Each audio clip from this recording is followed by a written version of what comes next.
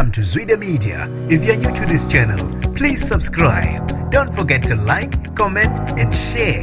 Here's a new video for today. Enjoy. Lelo bafethu ngiphinde nginambukele kuphinda kuphi la nisibukela khona njengamanje ngiphethe ukhuzani bafethu njengoba nonke nazi ukuthi ikhiphile insizwa inja nogodo abantu bayijabulela ngendlela eyisimanga khuzani sikubingelela siphinde sikwamukele khona la kwiZwide Media TV. Ngiyabingelela bhuti wami kwiZwide bani uZwide Media TV ngiyabingelela kakhulu. Mfowethu siyakubona abantu abajabulisa la ngeingoma ezintsha sibe nenhlanhla ke endaweni yaseJozini ukukuthola waperforma khona kuqala ungathini njengoba abantu ngibonile lapha ukuthi uthi njengamanje ihleli phezulu yona iCD yakho lephumile inja nogodo ungathini ngalokho uyicheke kanjani ngoba yikho network la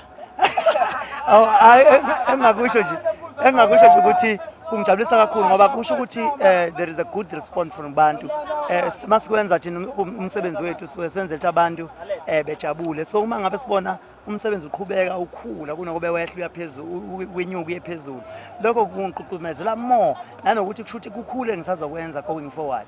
Mfethu sanda nakubuye eDubai njengamanje udayisa imali close to $500,000 ingakaphumi nokuphuma iCD lokho kwena kusho ukuthini njengomaskanda kusho isupport enhle eqhamuka kubantu engijabulelayo futhi engiyohlezi ngijabulela.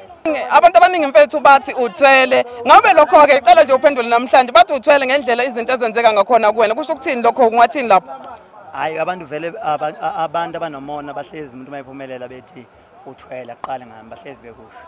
Siyabonga kakhulu mfethu sesizovala nje nawo umbuzo engifuna ukubuza abantu abaningi bafisa ukubona usebenza nechunu ngabe yini nayibanga nongizwe emchunu track 6 baba ambothe ngizithi siyabonga kakhulu mfethu.